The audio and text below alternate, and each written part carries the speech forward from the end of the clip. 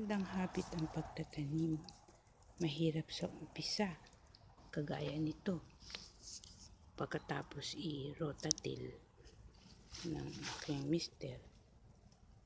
Ngayon, pagtatsagaan lang alisin yung mga ugat ng damo.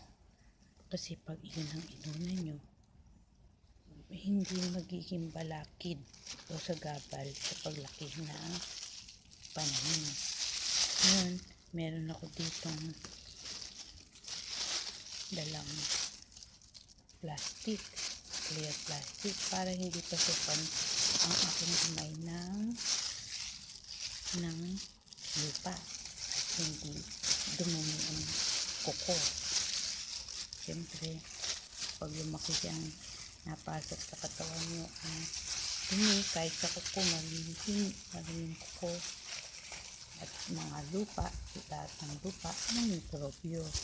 Kaya nga, huwag masyadong magsilan, gumawa ng paraan kung paano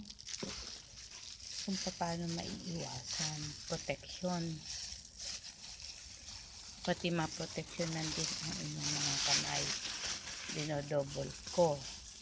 Yan. Tapos, meron akong pinatuyong hinugasan na used plastic. Yan. Kaya bali, 3 patong. Yan. Ngayon, pag nabutas yung used plastic na yan, saka nyo lang itatapon para hindi maraming nakatapon na mga basura.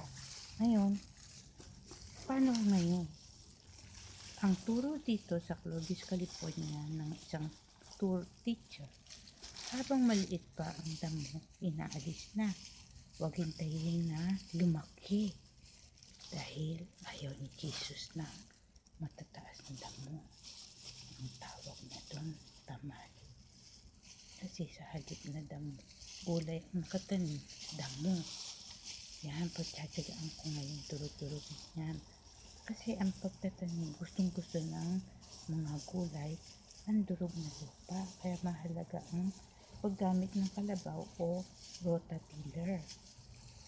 Pagka kasi may rototiller, naaalis nyo o kaya yung pang-arado, yung kalabaw, nahuhukay ang lupa, ang tawag doon bungkal, tinudurog yan. Naka-gloves kayo.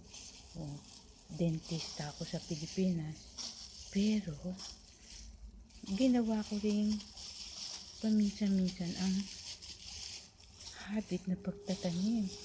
Kung hindi nababatid, pag nagbasa kayo ng Bible, mababasa nyo na meron doong tagubilin na magtanim para may ikabubuhay. Tama yun.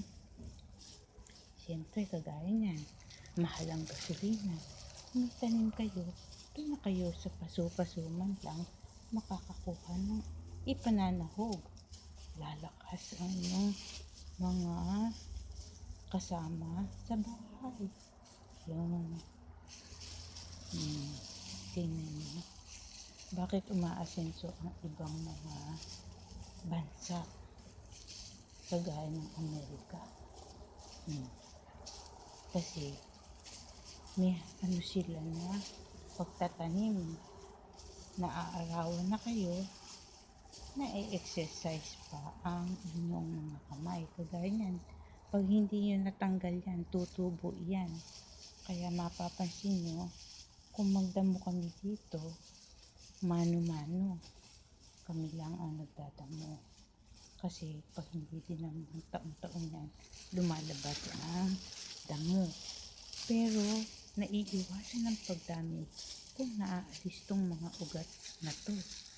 Yan ang mga ugat na pagka natitigan nyo at tumalo sa mga tinanim nyo, ay umaagaw ng tubig.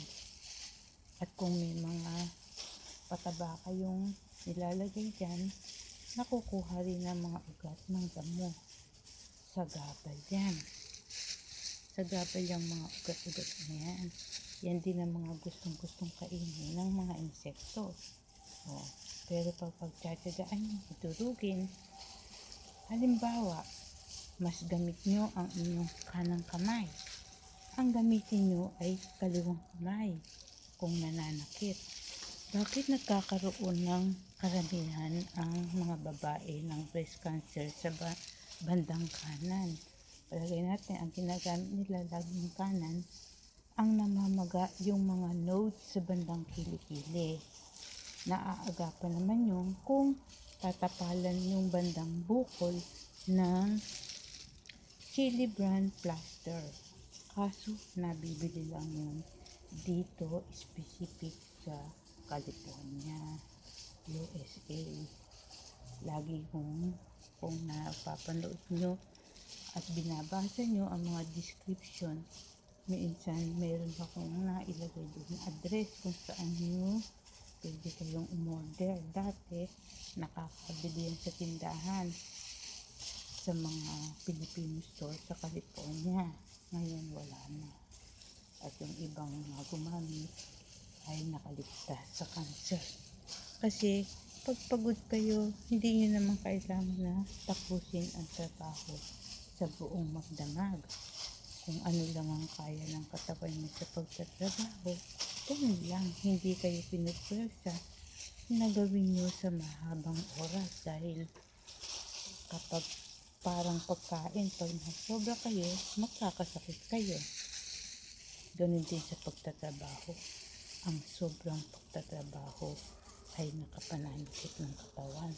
Walang pumipwersa sa inyo na magtrabaho kayo ng todo-todo dahil kayo rin ang mahihirapan. Kagaya ng nasabi sa Bible, He who takes care prolongs his life. Ano ibig sabihin sa Tagalog? Siya na nag-iingat ay humahaba ang buhay. Ganon. Ngayon, marami pa akong tatapusin. Mahaba ito.